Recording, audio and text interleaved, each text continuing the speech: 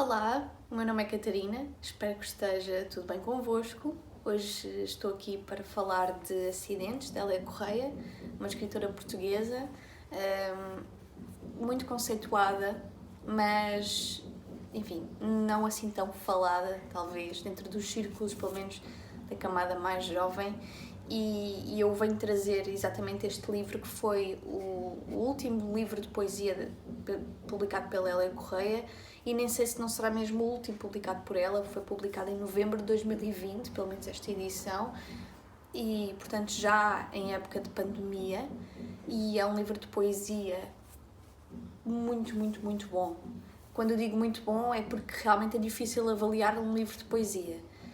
Isto porque eu, gostando muito de poesia, sei que acontece inúmeras vezes estar a ler um livro de poesia e me perder em alguns poemas, por não me identificar tanto, ou por não os conseguir perceber, ou a mesma linha condutora dos poemas. E neste caso, o mais interessante é que este livro ele é uma compilação de textos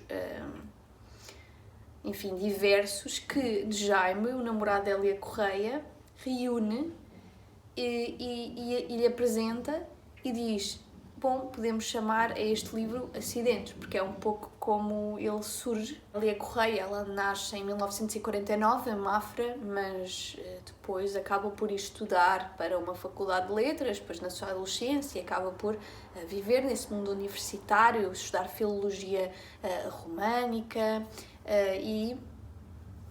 e ela, portanto, tem uma vida bastante académica, se calhar por assim dizer, ao início, e daí vem muito o amor que ela tem pela antiguidade clássica, que é algo que eu vou falar também ao longo deste vídeo.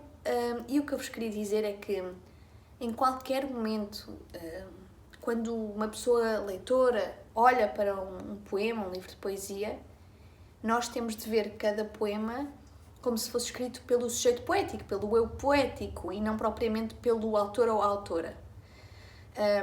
Mas é interessante perceber que podemos não transpor a vida desta escritora para estes poemas, mas por vezes é difícil. Por exemplo, o último poema é dedicado ao seu namorado. Então, diz mesmo para o Jaime. Portanto, há aqui uma relação. Depois, pelas experiências de vida. Portanto, o que nós fazemos aqui é: o sujeito poético, ele não é distante do mundo. E o mundo não é distante de Hélia Correia. E, portanto, daí a grande conexão. Embora Hélia Correia às vezes admita que está francamente desiludida com o mundo, mas o mundo não deixa de a abarcar e ela de lhe pertencer. Então, o que eu sugiro que façamos é uma espécie de visita guiada pelos poemas. Não vou falar de todos minuciosamente. E também não vou falar do que eu acho que a autora, que é a Hélia Correia, quis dizer com os poemas. Eu vou dizer o que é que eu apreendi ao ler os poemas e que reflexões e inquietações é que me surgiram a quando da leitura de cada poema. E, portanto, acho esse um exercício interessante, porque é um diálogo sem reciprocidade que eu estou a ter com a autora. E acho isso fabuloso. Para quem não gosta de poesia, recomendo mesmo este livro. A linguagem é acessível, não é um Camilo Peçanha nesse sentido, e portanto recomendo muito, porque tudo bem que tem alguma codificação em termos de referências. A antiguidade clássica, das duas uma, pessoa tenta procurar algumas coisas, se não souber, e mesmo assim vai ficar perdida, ou deixa simplesmente levar pelas belas palavras do poema. Porque estes poemas de Hélia Correia, o que tem de muito interessante é que, mesmo que a pessoa que está a ler não consiga absorver todas as referências, porque não tem essa bagagem, na mesma fica deslumbrada com a escrita poética, este lirismo, exatamente porque Hélia Correia traz um lado muito humanizado para os poemas. Ela traz sempre alguma temática, independentemente de haver uma correlação com algum tema mais complexo, traz sempre uma carga humana muito grande. E essa é que é a magia de Hélia Correia. Portanto, se interessam sobre grandes pesos que a humanidade ainda carrega aos ombros, fruto da nossa ambição, fruto da nossa incapacidade de diálogo, Isto são 2 exemplos ilustrativos, então vão gostar da poesia de Hélia Correia. Quando acabei de ler o livro Acidentes, eu deparei-me com um vazio enorme e pensei, bom, eu também agora não posso estar a comprar mais livros de Hélia Correia. Este foi-me oferecido por uma tia. Não posso estar a comprar mais livros agora, tenho muitos para ler. Como é que eu vou preencher este vazio que a Hélia Correia deixou em mim? E fui ver uma entrevista dela que deu no Sinal Aberto há uns meses. E é extraordinária a forma como ela diz sempre, eu não falo do poema. Então ela diz, eu não vou falar desse poema. Eu posso falar do contexto desse poema. E portanto deixa-nos sempre aqui um mistério muito interessante. Mas eu vou-vos ler um excerto dessa entrevista onde ela fala sobre as palavras. Porque isso vai fazer conexão com o primeiro poema. Então ela diz, a língua portuguesa está ameaçada de morte. Eu gostaria de ver surgir um movimento de resistência, uma defesa ativa que criasse um orgulho no falar português, uma afirmação de gosto superior, de dignidade e até de resistência. E para mim, no meu entender, esta é a força motora do primeiro poema, que se chama Esmolas. E antes de eu avançar para este primeiro poema que se chama Esmolas, eu quero só referir que este livro de poesia é um bazar. Nós entramos e vemos muitas cores, muitos cheiros, muitas texturas, muita diversidade. Não é um livro de poemas propriamente homogéneo de todo. Portanto, essa é que é a grande surpresa do dia quando se lê este. Parece um livro curto, mas eu demorei alguns dias a lê-lo, porque a poesia, não se iludam. Eu, antes de começar, eu queria só deixar esta nota. Quando se diz que não se compra poesia porque os livros são muito finos e por isso gastar aquele dinheiro, eu compreendo que as edições em Portugal sejam caras, mas não entrem por esse esquema de não comprar poesia porque ela é cara, porque ela é exatamente o mesmo preço de um livro normal. As grandes compilações talvez não, mas o que eu vos posso dizer é que têm bibliotecas públicas e isso não é desculpa para não ler poesia, porque o que eu reparo muito é que se ficam por aí e depois não leem poesia. Tem poemas na internet, por exemplo, este livro não tem na internet, os poemas, por enquanto, mas tem uma biblioteca pública onde podem ir. Se viverem em cidades onde as bibliotecas estejam, enfim, bem remuneradas. Mas no fundo é isso que eu vos quero dizer, não desistam de ler poesia. A poesia é das coisas mais belas, mais bonitas, mais preciosas que nós temos no mundo e fico muito triste quando deixo a poesia de lado. Mas enfim, estava eu a dizer-vos que esta ideia da língua portuguesa estar morta é em mote, não é? Para o primeiro poema, chamado Esmola. E eu vou-vos, sempre que passar por um poema, eu leio-vos as minhas notas, porque, como podem calcular, quando estou a ler o poema eu tenho alguns pensamentos e nos minutos seguintes. E eu agora estar a tentar lembrar-me do que é que pensei com cada poema seria um pouco infrutífero, não é? Então eu vou-vos ler, eu escrevi as palavras, mesmo quando saídas das mais pérfidas bocas, podem ser recolhidas como crianças órfãs. Mantém a sua integral essência de desatino e criação de futuro. E porquê é que eu digo isto? Porque ao longo do poema ela vai falar sobre isto. Ela vai fazer ligação entre as palavras e umas tantas coisas mais. E os poemas dela têm várias partes. E eu avanço já para a minha próxima nota, onde digo: as palavras morrem quando a humanidade morre. E há quem as percepcione mortas, mas são o ouro que sempre implica valor, riqueza de certas almas, que certas almas pedincham na era de prata. E porquê é que eu escrevo isto? Eu escrevi isto, eu acho que foi aqui por volta desta parte onde a Hélia diz que as palavras são pequenas, misteriosas criaturas que não nascem do mundo natural, que são obra dos homens. Vejo-as hoje mais do que escorraçadas, submetidas. E é muito interessante a forma como a Hélia fala das palavras como se fosse um fruto, como se fosse algo comestível ou mesmo perecível, porque ela diz: deixai cair uma palavra e outra, os ossos do banquete para que me roge e as apanhe com a boca, sendo eu menos do que mendiga, menos do que cadela, sendo eu menos do que um bicho com fome, sendo a fome. Enfim, isto é de uma beleza, não dá para descrever. E depois deste poema eu fiquei a sentir-me, confesso que feliz. Portanto, eu pensei, eu vou gostar disto. Eu comecei com expectativas abaixo de zero. Começo sempre um livro de poesia com expectativas abaixo de zero. Não porque eu desconsidere, enfim, o talento, se é que se pode dizer assim, de alguém que escreve poesia, mas é simplesmente uma forma de me proteger, muitas vezes, do desalento que eu sinto em não conseguir absorver nada pela minha incapacidade de o fazer. Mas confesso que por aqui eu já estava bastante feliz. E de seguida temos o poema Distração. No poema Distração há logo aqui uma diferença, porque dá-se um tom mais sombrio. Não reparámos naqueles dentes. Aliás, tudo ignorámos a respeito deles. Eram talvez apenas uma mancha na escuridão dos bosques, uma mancha de coisa apodrecida, de uma coisa que foi medonha por alguns instantes, que foi medonha e que se dissipou. E seguimos pelo poema e percebemos que estamos a... Eu, pelo menos, apreendi que estávamos aqui a falar de campo, de ruralidade, de almas perdidas que se deixaram por lá, como quando passamos por uma floresta ou um bosque de carro e pensamos o que é que estará lá para dentro, mas realmente sem nunca ir ver, porque a magia é vê-lo como está, pela aparência da normalidade. E eu escrevi que depois do êxodo rural as pessoas no campo perderam-se nos livros. Hoje resistem nos campos que de aparência entreolhamos nas viagens de carro. Campos de quilómetros de ruralidade, abandonada pelo imaginário português que só lá passa para nunca reconhecer as suas pessoas.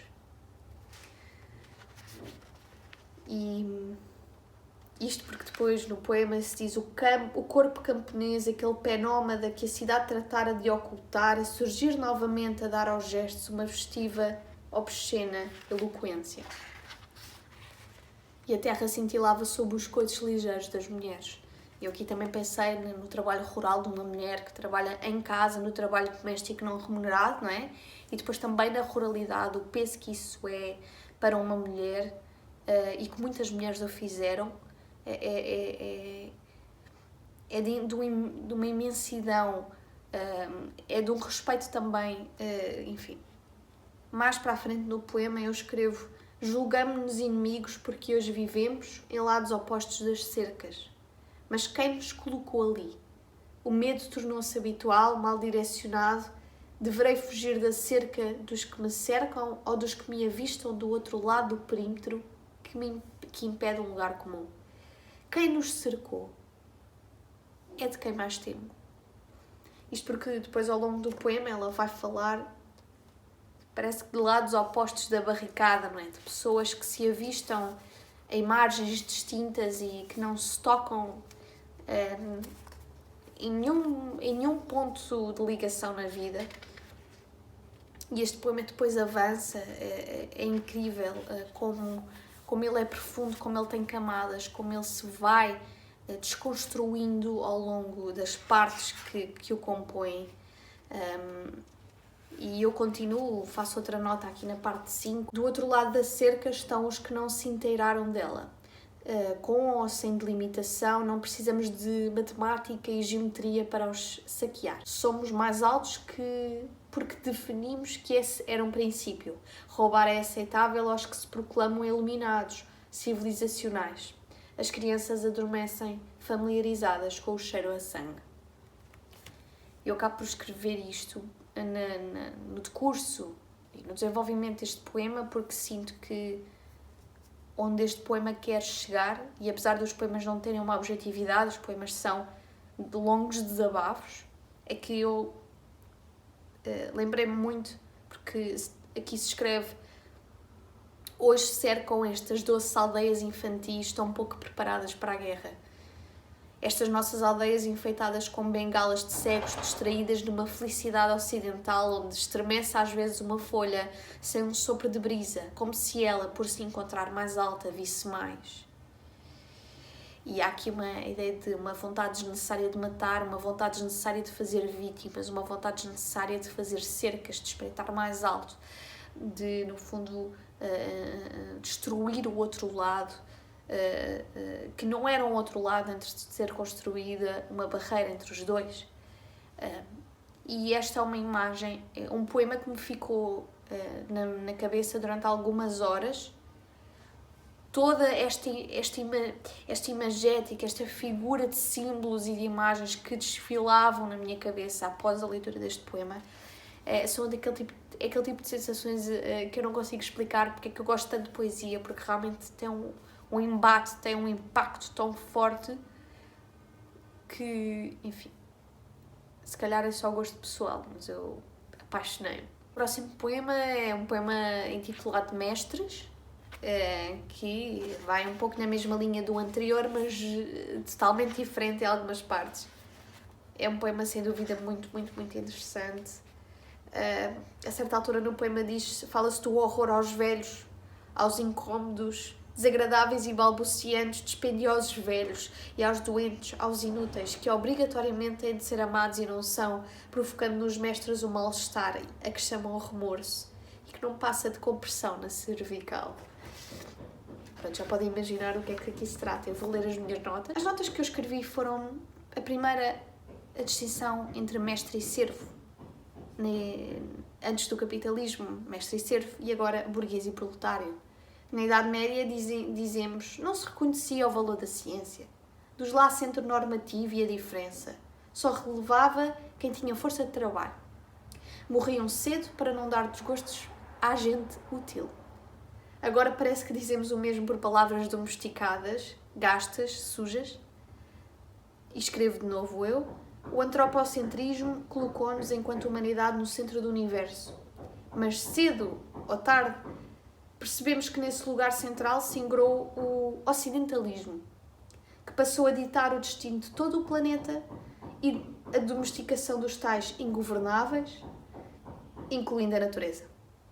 A pandemia mostrou-nos uma vulnerabilidade enorme, mas mobilizou a capitalização da produção e distribuição das vacinas, pondo a nu as verdadeiras insuficiências desta liderança dos mestres. Para os mestres, a malária pode esperar, a fome pode esperar, as alterações climáticas podem esperar. Queremos matar os vulneráveis, como o vírus nos quer matar. Seja por inação, seja por deliberação. Foram as minhas notas e acho que daqui apreendem que este poema tem muito que se lhe diga. É muito interessante, eu acho que, sim, aqui a dada altura há uma referência a um vírus, daí a minha referência também a um vírus. Percebi onde é que a autora queria chegar. Falar destes mestres, os senhores da terra dura, impermeável, gasta e morta, os incansáveis mestres dos destroços, a suja maravilha dos humanos. Este poema é lindíssimo e marcou-me, posso dizer que me marcou. E eu depois, na sequência disto, acabo por, na entrevista que vejo após a leitura deste livro, eu vou-vos ler o excerto. Isto é muito ofensivo para um ocidental, fala ela da pandemia. Parecia que tudo ficaria contido nestas terras esquisitas das quais não percebemos nem a língua, nem a política, nem as escolhas das fontes alimentares proteicas. E afinal chegou cá, como chegava antigamente. Veio mais depressa porque apanhou, é claro, os aviões. E pronto, isto está quase a acabar. Os heróis vão para dentro, voltaremos a ver os trabalhadores da saúde a sofrerem insultos dos utentes e dos governadores. Aposto que haverá quem agradeça a um Deus a cura que devemos à ciência. Pode muito a ficção. Portanto, a linha de raciocínio da Hélia Correia é substancialmente idêntica à minha em tudo o que li neste livro. A única diferença é que ela é uma mulher sábia, não é? E de uma inteligência fora do comum, e isso não nos podemos esquecer. Por isso é normal que, ao ler os poemas, especialmente os da parte final do livro, pensemos que nunca vamos atingir o mesmo nível de eloquência, de sabedoria, mas não há problema, porque o facto de nós apreciarmos a poesia da Hélia Correia já é uma vitória, porque é para isso que ela serve. Uma das razões. Muitas vezes é só um longo desabafo, como eu vos disse. Pronto, e o próximo poema chama-se Louvor de uma Estação. Obviamente que uma grande autora, uma grande enamorada pela poesia, vai adorar a primavera enquanto estação do ano. E nós também, podemos ser sinceros, eu adoro a primavera sem ser as alergias, claro. Mas a primavera tem uma magia já desde a antiguidade clássica, quer dizer, a primavera traz consigo uma carga simbólica enorme, inigualável. E portanto este louvor de uma estação, eu levo-vos as minhas notas. Eu nas minhas notas digo, a metamorfose do uso e simbologia da palavra é tema constante em acidentes. A palavra é áspera, está fugida da sua conexão à natureza e nós fugimos também dela. As estações moldam-se aos caprichos dos furiosos. Não existe mais a separação dos corpos celestes. As dunas ardem na primavera como sol posto. A referência a William Wordsworth e à sua filha Dora remetem-nos para o poema que o primeiro escreve quando a sua filha tinha um mês de vida, intitulado Address to My Infant Daughter. Neste tipo de poesia, aqui no século XIX, a primavera era louvada, era notada enquanto uma presença com poder, com desígnio. Hoje, praticamente esquecida, perdeu-se também a antiguidade clássica e as suas heranças. Porquê é que eu escrevi isto? Eu escrevi isto porque logo no início do poema diz: quem, se eu cantasse a primavera, não riria da minha fé nos ciclos naturais? Quem não diria onde está ela, a doce, a benigna matéria do poema? E depois o poema continua e vemos que há aqui uma chamada pela primavera, perguntando onde é que ela está. Porque é que ninguém a idolatra mais, como antigamente? Nós não precisamos de ir tão longe, não precisamos de ir à antiguidade, basta ir, por exemplo, o William Wordsworth, que dedica um poema inteiro à sua filha recém-nascida, fazendo alusão a objetos, digamos, primaveris, essas características primaveris, e, portanto, desapareceu um motivo da poesia. Um dos grandes motivos da poesia desapareceu. E então este poema de facto é muito interessante porque é uma ode à primavera, enquanto a primavera aqui não só literalmente a primavera enquanto estação do ano, mas o que ela carrega ao longo da história, todas as pequenas partículas de identidade da poesia, do lirismo, se vão perdendo quando se perdem os grandes motivos. Um deles é a primavera. E agora, porque vamos passar para um próximo poema e depois para outro e para outro, e estes seguintes, já fazendo ligação com esta ideia da primavera desde a antiguidade clássica, eu vou-vos ler um excerto também na entrevista, onde ela diz: a grande perda com o fim da Grécia foi essa perda da diversidade, de onde provinham o horror e a alegria, a dança e o flagelo, a liberdade e a superstição, a arrogância e o controle da arrogância, a música e a fala, o espaço inteiro cheio de narrativas num constante devir. Perdeu-se, está perdido. E, no entanto, ainda amo esta Grécia, sem luto e sem distância. Ainda a tenho como conselheiro e mestre, vou lá todos os dias, tal como os imigrantes voltam no verão a casa. E é nesta linha que nós entramos aqui no quinto poema, que se chama Eresos. O poema, só num contexto, começa: ó pequena Cleis, loura criança, numa linhagem de morenas as mais belas de toda a terra grega, essas de quem se diz erradamente que só amam a gente do seu sexo quando amam afinal todos os corpos que aos deuses se assemelham, e a todos cantam com a igual volúpia, ó pequena Cleis, filha de Safo. E depois o poema discorre sobre muito mais coisas, então temos aqui a alusão à figura de Safo, e eu quero-vos falar um bocadinho sobre ela e sobre esta Cleis, porque este foi o poema onde eu permaneci mais tempo, porque foi aquele poema que eu senti mais necessidade de pensar e pensar sobre ele. Esta Safo, ela é uma mulher que nasce ali por volta do século VII a.C., viveu em Lesbos, portanto em Eresos em Lesbos, que podemos dizer que é na Grécia, uma ilha grega, e esta mulher da antiguidade, portanto ali no século VII a.C., ela é conhecida na cultura pop, digamos, podemos dizer assim, por ser a primeira mulher que escreve sobre relações homoafetivas. Ou seja, o que circula é que a Safo era lésbica e por isso é que é tão falada nos dias de hoje. Mas reparem, E o que, como perceberam da leitura do livro, essas de quem se diz erradamente que só amam gente do seu sexo. Diz Hélia Correia. Isto porquê? Porque o que ela está a tentar dizer é que nós falamos da figura de Safo, e a Safo deixou fragmentos. Há um livro publicado pela Síria Alvim, que são os fragmentos da Safo, a poesia, os fragmentos, penso eu. No Brasil também está publicado. Eu hei de lê-los e hei de falar deles aqui. Mas vemos muito a figura de Safo, e daí aquela ideia de Lesbos, é daí que vem a palavra lésbica, não é? Embora com uma reformulação morfológica da palavra bastante acentuada, mas é daí que vem, dessa ilha de Lesbos. E a Safo é conhecida exclusivamente pelas suas relações homoafetivas. E o que a Hélia Correia tenta mostrar neste poema é que é muito mais do que isto. Nós falamos da Safo enquanto mulher que nasce numa família com muito dinheiro, é uma família da elite, mas que tem divergências políticas que fazem com que seja exilada. E numa altura onde nós tínhamos muitos conflitos entre civilizações, não é? Havia guerras e havia ocupações, e nessa medida a vida de Safo foi decididamente interessante.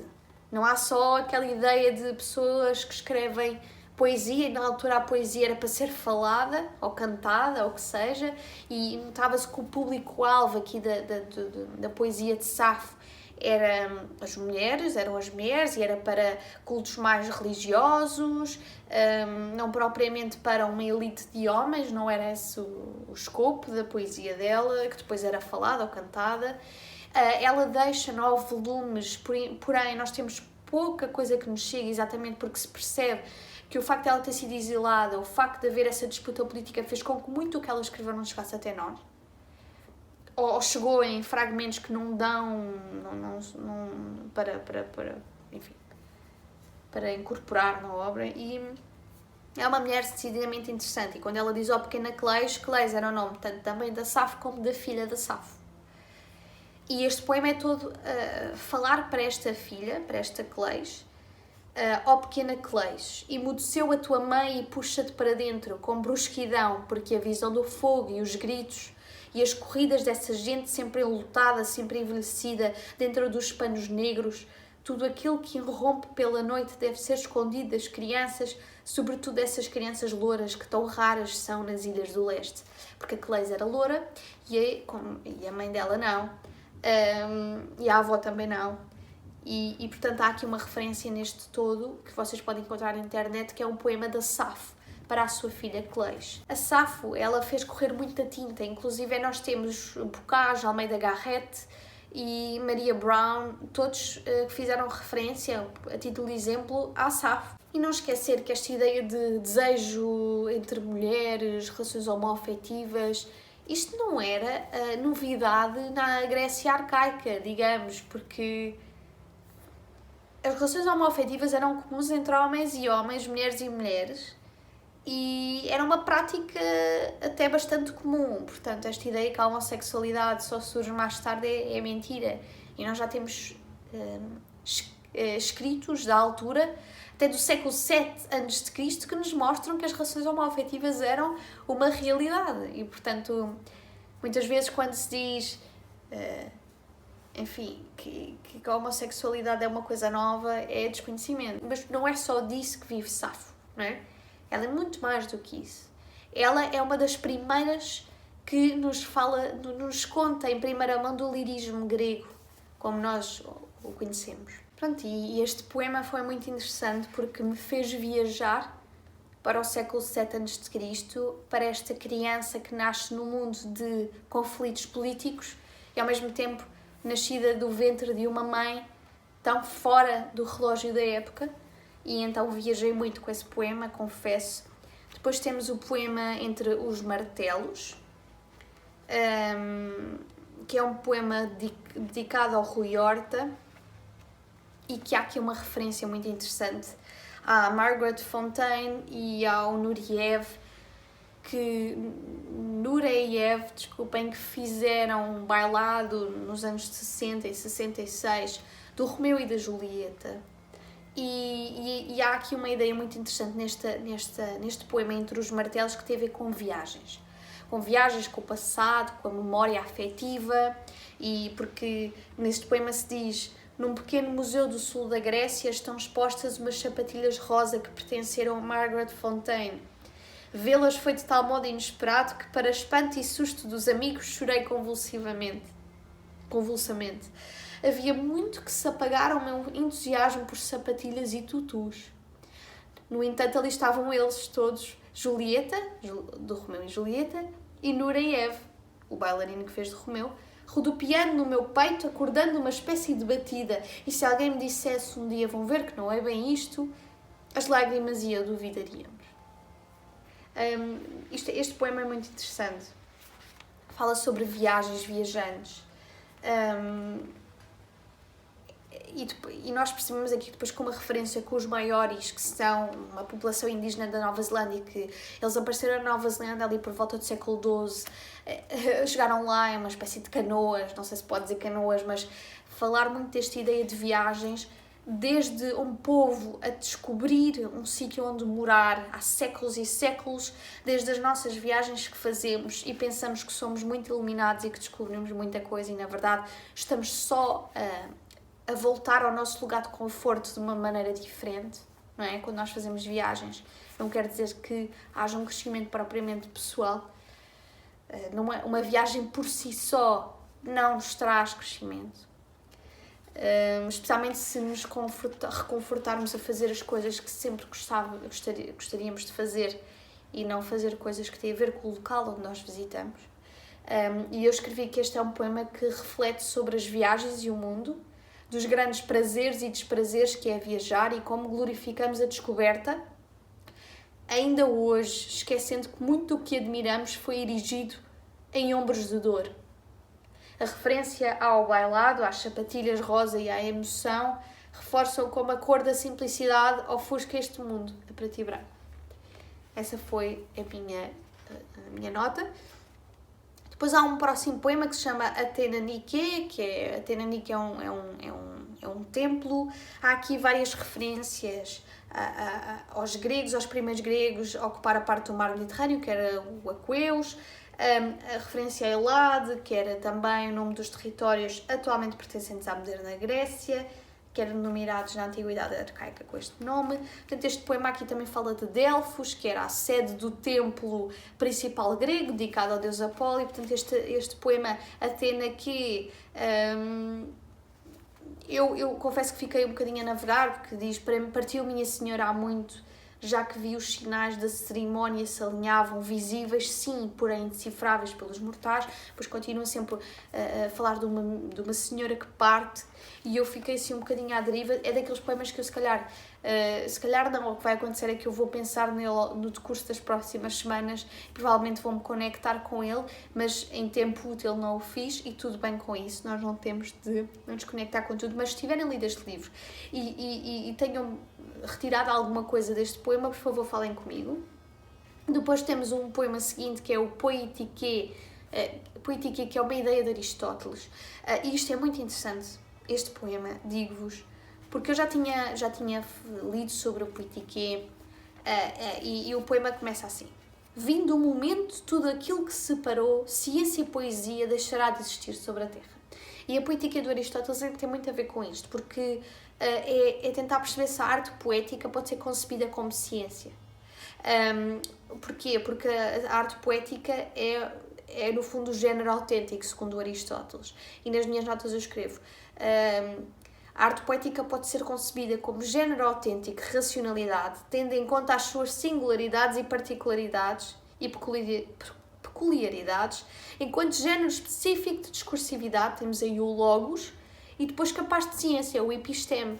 Portanto, este poema é muito interessante, que tem a ver com a ideia de arte e ciência serem desconexas ou não, a forma como nós separamos o mundo entre objetivo e subjetivo.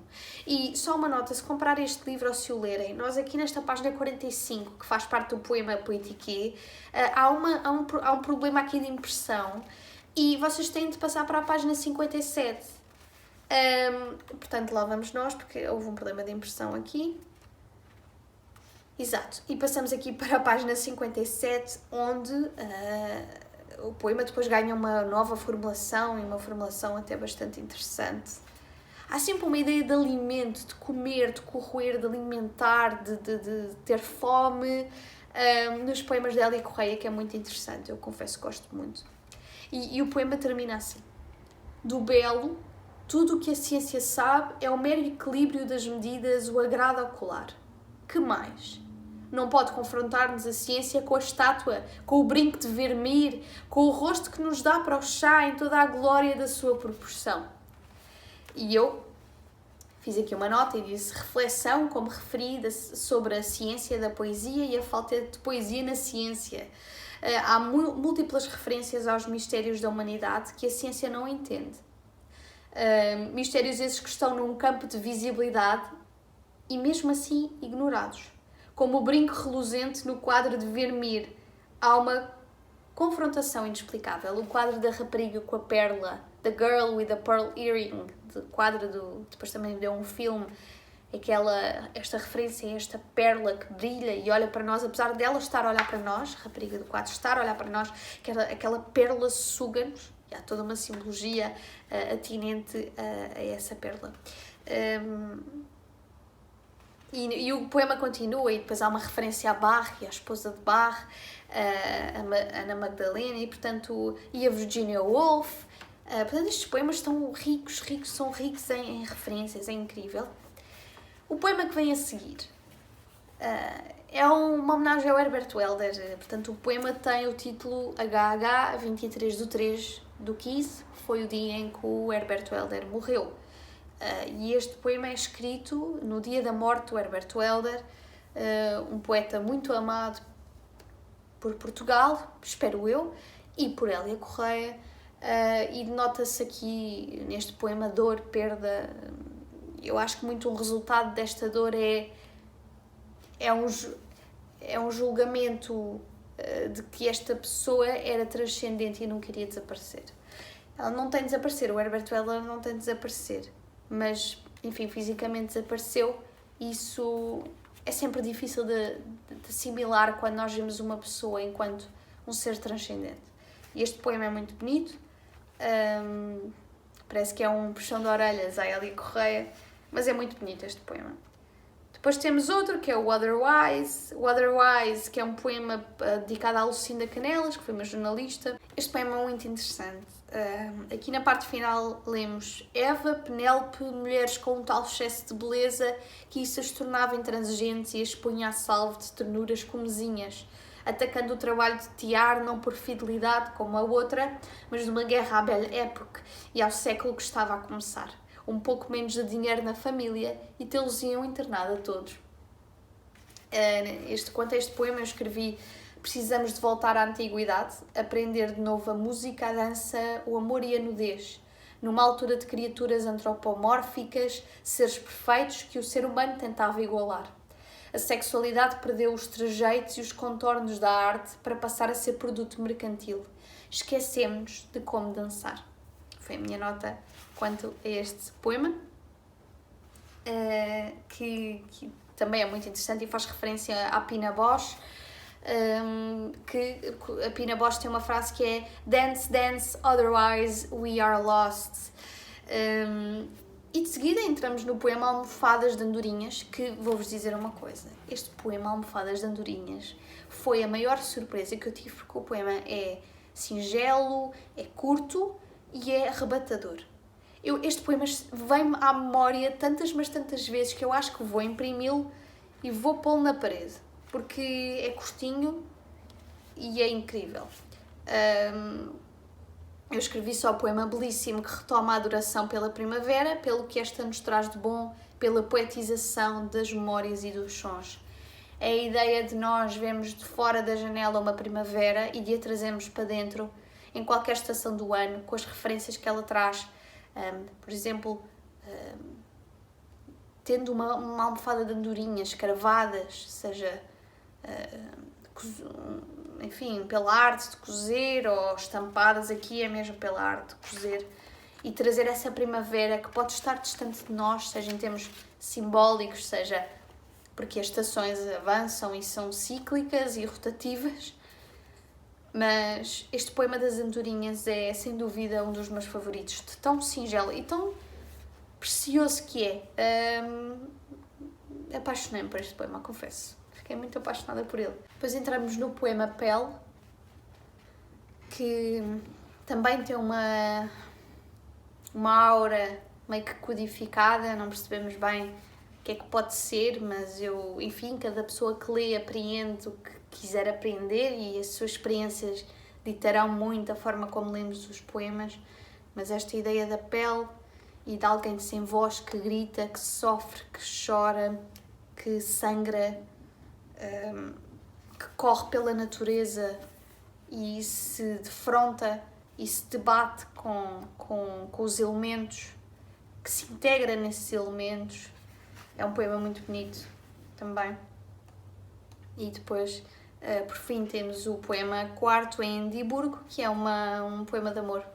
Um poema que é dedicado ao Jaime, ao namorado da Hélia Correia. E é um poema bonito, é um poema para quem ama, para quem gosta de amar. Enfim, e com isto acho que termino, não é? Há muito que eu quero dizer, que eu quero falar, mas sinto que também com o tempo, quando trouxer mais livros de Hélia Correia, poderei fazê-lo. E também não me cabe estar aqui minuciosamente a falar de tudo e mais alguma coisa, porque lá está, o que eu falo aqui não é o que a Hélia Correia quis passar, mas o que eu percebi, o que eu senti com as minhas vivências, com as minhas experiências, com as minhas dores, com as minhas alegrias. E quero só deixar então a recomendação muito forte de que leiam Hélia Correia. Eu não sei quanto aos outros livros, este livro de poesia separa, acho que por 10 anos, o último livro de poesia dela, eu não sei, mas sei que, apesar disto ter sido um acidente, foi um dos melhores acidentes que eu tive na vida. Espero que tenham gostado, até ao próximo vídeo.